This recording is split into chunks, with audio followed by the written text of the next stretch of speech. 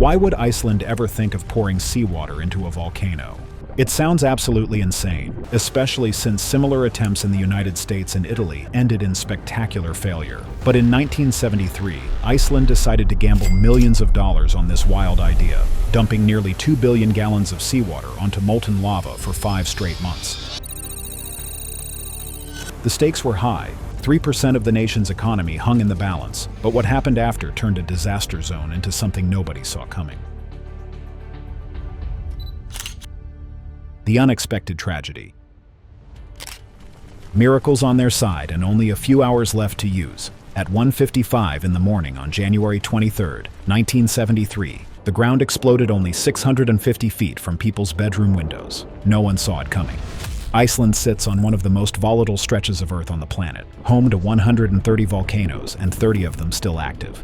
4.6 miles off the southern coast lies Heimaey, a 5-square-mile island where 5,300 residents, mostly fishermen and their families, built their lives around a quiet harbor. Beside the town stood an old volcanic ridge called Helgafell that had been silent for nearly 6,000 years. It was so peaceful that children hiked it and families picnicked near it without a second thought. On January 21st, small tremors rippled underfoot, but in Iceland, earthquakes are part of the background of daily life. That night, a seismic station 37 miles away detected over 100 major tremors between 1 and 3 in the morning. The strongest reached 2.7 on the Richter scale, a size that rarely signals danger along tectonic boundaries. The island continued its normal routines. Then everything changed in a single violent moment. Without warning, the ground tore open beside the town. A curtain of fire blasted upward, ash rained onto roofs. A fissure over 6,500 feet long ripped through the eastern side of Heimaey. What emerged was not the old Helgafell waking up, it was something entirely new. A volcano that would be named Eldfell, and it erupted with a force that stunned scientists and terrified every resident. Nearly 40 fountains of molten rock shot into the sky along the fissure. Each rising between 164 and almost 500 feet, lava and tephra burst outward at 3,500 cubic feet every second. The roar swallowed every other sound. Within 2 days, the non-stop fountains welded themselves into a growing cinder cone, more than 330 feet tall. Once the cone rose high enough, lava streams surged outward, pushing north and east, swallowing roads and fields, and building a new delta along the coast. By early May, that delta had become a massive, uneven platform between 30 and 69 feet high, reaching more than 330 feet at its thickest points. For the people watching, this was not a distant natural event. This was their island being rewritten by fire, and the lava showed no sign of slowing. It was at this early stage, while the eruption seemed impossible to control, and the town stood moments away from destruction, that scientists and officials confronted an idea so extreme that most believed it would fail. They realized that this tragedy was pushing them toward a decision that would shape world history. They would soon consider pouring billions of tons of seawater onto this living volcano. No one yet understood that this desperate idea would lead to an outcome so shocking that the world would later be amazed. But before that, the residents of Heimaey had exactly 2 of them. The 6-hour race against death. Strong west winds pushed toxic gases away from the town instead of letting them drift into the streets, and a recent storm had forced every fishing boat back into the harbor, which meant the island suddenly had a full fleet of evacuation vessels waiting at the dock. Without those 2 miracles, the eruption would have turned the early morning panic into a mass casualty disaster. The island's police and fire brigade understood that reality instantly alarms cut through the confusion, and families grabbed whatever they could carry and hurried toward the harbor. Emergency workers pushed thousands of frightened people through narrow streets as quickly as possible, and because the boats were already docked, the escape moved faster than anyone thought possible. Within less than 6 hours of the eruption beginning, nearly all residents boarded fishing vessels and were carried across rough water to mainland Iceland. The few who could not reach the harbor in time were taken by air before ash made the runway unusable. Once the boats left, only about 250 volunteers remained. Fishermen, craftsmen, and workers who refused to abandon the island. They believed the town could still be saved even with a volcano exploding in their backyard. Despite the lava fountains, choking gases, and constant explosions, the island suffered only a single death, an outcome that bordered on unbelievable. But survival did not mean preservation. While the people escaped with their lives, Heimaey was left to face the full fury of the volcano, and the destruction that followed revealed a threat far more catastrophic than burning homes. Houses closest to the fissure were crushed by lava and buried under hot ash in just minutes, but the volunteers who stayed behind soon realized that saving homes was not the real battle. The molten river was heading straight for the one thing that held Iceland's entire economy together. Tephra spread across the island, piling up to 16 feet deep in some places, forming drifts that looked like black snow, but carried the weight of wet cement. Volunteers spent long hours shoveling ash off rooftops before the weight could force walls inward, and they boarded windows facing the volcano with corrugated iron to deflect the lava bombs that kept crashing down like burning stones. Those glowing red rocks were powerful enough to punch through roofs or ignite buildings on impact, and fires broke out across the town as the volunteers raced to pull belongings from homes standing in the lava's path. By the end of January, Tephra covered much of Heimaey like a suffocating blanket. Concrete water reservoirs crumpled under the heat and pressure. Buildings vanished beneath the flow as if they had never existed, swallowed by rising walls of black rock. By early May, roughly 300 buildings had either burned or disappeared under lava, and another 60 to 70 homes lay buried under deep ash. A major fish processing plant was engulfed completely. 2 others were damaged by fire, and the city's power plant collapsed, plunging the island into darkness. Electrical cables buckled underground, and the water supply struggled to function as both heat and shifting ground tore apart vital lines. More threat follows. But all of that destruction was secondary to the real threat. The lava was advancing steadily toward the harbor entrance, and if that narrow opening closed, Heimaey would lose everything. This was not just a place where boats came in. The harbor was home to hundreds of fishing vessels and supported 3% of Iceland's entire gross domestic product. The island's processing plants handled a massive share of the nation's catch, and if the harbor became unusable, the fishing industry tied to the island would collapse, leaving workers with no place to return and no way to rebuild their lives. Houses could be rebuilt, but a blocked harbor meant the island would become permanently uninhabitable. By early March, the lava was getting closer to the entrance every single day, and the question facing Iceland's officials and scientists felt almost impossible to answer. How do you stop a river of molten rock more than 2,000 degrees Fahrenheit from swallowing the one thing that keeps an entire community alive? Small attempts in Hawaii and at Mount Etna in Italy had tried to slow lava with seawater, but those experiments were limited and only partly successful, and none of them came close to matching the scale of the threat now facing Heimaey. That's when someone proposed an idea so audacious it bordered on madness. They would use the ocean itself to fight the volcano. The crazy plan that could either save or doom everything. The idea sounded almost unbelievable. Officials proposed pouring millions of tons of seawater onto a moving river of lava and hoping that the cooling process would stop the destruction before the lava reached the town. It was a plan that felt reckless and necessary at the same time. The strategy was simple to describe but extremely difficult to carry out. Engineers planned to build a network of powerful pumps and long steel pipes that would draw seawater from the harbor and send it directly onto the front edge of the advancing lava. Nothing on this scale had ever been attempted anywhere in the world. Even so, it was the only strategy that offered a real chance of slowing the eruption. To make the cooling work, the team needed a non-stop flood of seawater. Their goal was to deliver roughly 6.2 million tons of water. Every pump and every pipe had to run continuously, because even a short pause could allow the lava to break through and erase weeks of work. The science behind the idea is clear. When cold seawater hits molten lava, the water absorbs heat so rapidly that it instantly turns into steam. This sudden boiling pulls a tremendous amount of energy out of the lava. As a result, the outer surface of the lava hardens into solid rock. The hotter lava inside continues to move, but the cooled exterior compresses it and forces it to slow down. Over time, these hardened zones form natural lava dams. They act as internal barriers that limit how far the hotter lava behind them can push. The constant use of seawater created an unusual effect on the surface of the flow. When the water boiled away, the salt it carried stayed behind. Thick white salt patches slowly appeared across the cooling rock, and the landscape began to look as if snow had settled onto a black, burning sea. Scientists estimated that more than 220,000 tons of salt eventually coated the hardened lava. The cooling also produced enormous steam columns. These plumes rose hundreds of feet into the air and drifted across the island, forming dense clouds that soaked the workers, and reduced visibility conditions near the lava were extremely dangerous. Temperatures reached 2,000 to 2,200 degrees Fahrenheit, which is the same level of heat used to melt steel. Even under those conditions, workers had to move close to the lava in order to place the pipes, connect the hoses, and keep the system running. Every shift pushed human endurance to its limits. On February 6, 1973, 15 days after the eruption began, the team finally activated the system. The pumps roared to life and seawater surged through the pipes. What happened next would determine whether Hime survived or vanished from the map. Man versus volcano.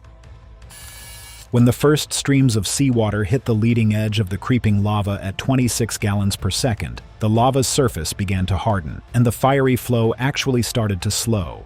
The method looks like it's working, but skepticism was still on the horizon. The blocky lava, coated with volcanic bombs and marked by a reddish oxidized sheen, began to change right before their eyes. Within minutes, its once smooth surface grew rougher, harder, and more brittle.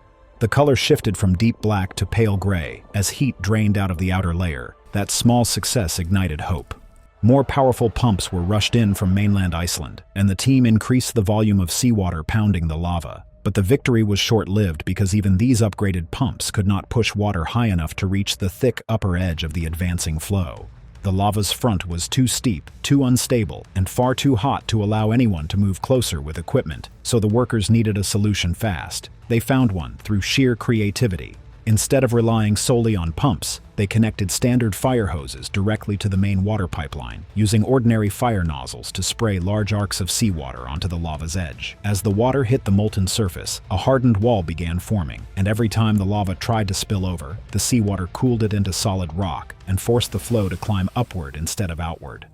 At times, molten lava managed to ooze out from the front, glowing bright red as it pushed against the cooling barriers. But it rarely advanced far because the water stole its heat so quickly that the glowing mass crusted over and stopped moving. The battle turned into a round-the-clock struggle. Teams monitored the lava front day and night, measuring movement, checking weak points, and adjusting the water flow, while other crews used bulldozers to push up mounds of earth to build protective embankments between the lava and the remaining parts of the city. Even with every trick, every pump, and every hour of work, the volcano kept advancing. By the end of March, nearly 1/5 of Hime was buried under volcanic rock. Entire neighborhoods vanished. The streets disappeared. The sense of urgency grew heavier by the day because the truth was impossible to ignore. They needed more reach, more water, more raw power, or the harbor and the rest of the city would fall. Then, on the first day of March, everything changed. The turning point. When the dredging boat Sandy began spraying torrents of seawater directly onto the lava at 106 gallons per second, the eruption began.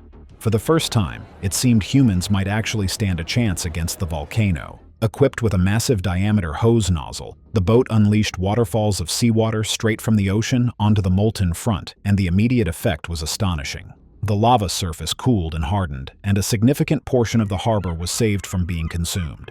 Sandy worked non-stop, its crew navigating close to the edge where steam and heat made every maneuver dangerous, and the hardened barriers it created gave the ground teams something they desperately needed, proof that the strategy could work on a larger scale. But there was a frustrating limitation. Most of the seawater splashed back into the ocean without reaching the most crucial spots deep inside the lava field, and while Sandy slowed the advance, it could not stop it completely. The workers found themselves in a desperate waiting game, holding the line until the ultimate reinforcements could arrive from abroad, and the pressure mounted with every passing hour, because if those pumps did not arrive in time, everything they had accomplished would be lost. Finally, the cavalry came. 32 massive pumps arrived from the United States, each capable of pumping up to 264 gallons per second, enough power to empty an Olympic-sized swimming pool in just minutes. When those water monsters fired up for the first time, the sound alone was enough to make people believe that maybe, just maybe, they could win this fight.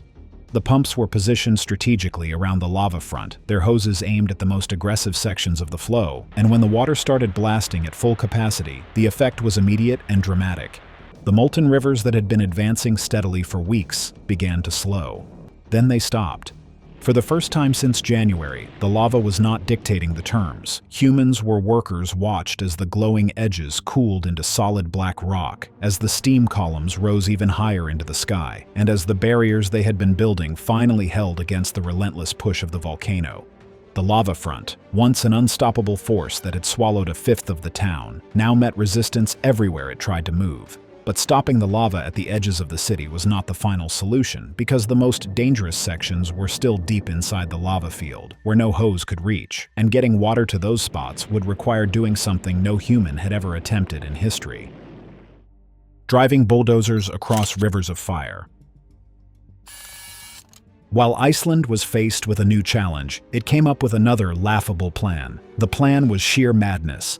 Lay water pipes 650 feet across a lava field so hot it could melt steel in seconds, all while driving bulldozers directly onto still-flowing molten rock. The challenge was enormous. To reach the lava's most critical points, heavy steel pipelines had to be transported over molten rivers that were constantly moving. The first hope came from a critical discovery. The tephra, settling on the lava, created an insulating layer. Miraculously, it might support the weight of a bulldozer. A volunteer driver took the first daring step. Every eye watched as the machine inched onto the glowing, undulating surface. Each second was tense. If the lava gave way, disaster was instant. Yet, against all odds, the bulldozer made it to the lava front, carving a 330-foot path in just a few hours. Scorching lava fragments surfaced wherever it passed, but the molten underlayer held firm. One wrong move could have meant catastrophe. When the lava edge grew too steep for machines, workers took over by hand. They bolted pipe sections together amid blinding steam and unbearable heat. The fumes were so thick that visibility vanished completely, and temperatures made it nearly impossible to breathe.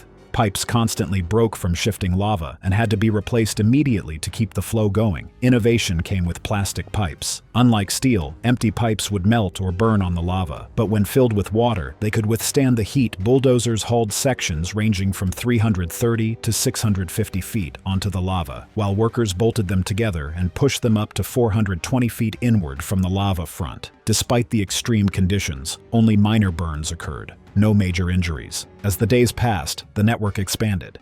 Each new section of pipe stretched farther into the lava field, creating a web of life-saving water channels. The combination of ingenuity, courage, and relentless effort turned what seemed impossible into a manageable, if still terrifying, operation. After pumping water for 15 days straight, nearly 132 million gallons of seawater, something miraculous finally happened. The breakthrough and the cost of victory against fire. A massive solid barrier formed completely across the lava flow, forcing the river of fire to stop in its tracks. And for the first time since the eruption began, humans had actually defeated a volcano. When the workers saw that the flow had stopped advancing, the relief was overwhelming. Some of them stood in silence, watching the steam rise from the cooling rock, unable to believe what they had accomplished. Others broke down, the weight of 2 months of non-stop terror and exhaustion finally catching up with them. They had gambled everything on an idea that most scientists thought would fail, and somehow, impossibly, it had worked. But the operation was far from over, because stopping the advance was only half the battle. The cooling had to continue for months, carefully controlling the molten threat and ensuring that the lava did not find a way to break through the barriers and resume its march toward the harbor. Teams rotated in shifts around the clock, monitoring temperatures, adjusting water flows, and responding instantly to any sign that the lava was trying to push through weak points in the defenses they had built. By July 10, 1973, when the eruption itself finally ended and fresh lava no longer reached the surface, workers had pumped a staggering total of approximately 1.9 billion gallons of seawater onto the volcano. To put that into perspective, it was enough water to fill more than 10,000 Olympic-sized swimming pools, all of it used to slow a single river of fire. Eldfell had ejected roughly 8.8 billion cubic feet of lava and ash during its rampage. A volume so massive that the lava alone could have rebuilt all of Manhattan with foundations dozens of feet high. The final cost of the lava cooling campaign came to about $1,447,742, roughly $8 million in today's money, and while that sounded like a fortune, it was a bargain compared to the alternative. Without intervention, the lava would have flowed for another month, destroying all of Jaime, blocking the harbor, and eliminating 3% of Iceland's gross domestic product in a single catastrophic blow. In the end, about 400 homes were lost, but the harbor survived, and even more surprisingly, The former lava flow created a natural breakwater that narrowed the entrance, but improved the harbor's protection against future storms. When the last pump was finally shut off and the steam cleared, the world looked at what Iceland had accomplished and couldn't believe their eyes. But the story was far from over, because what followed would turn a disaster zone into a global sensation. Thanks for watching. See you in the next one.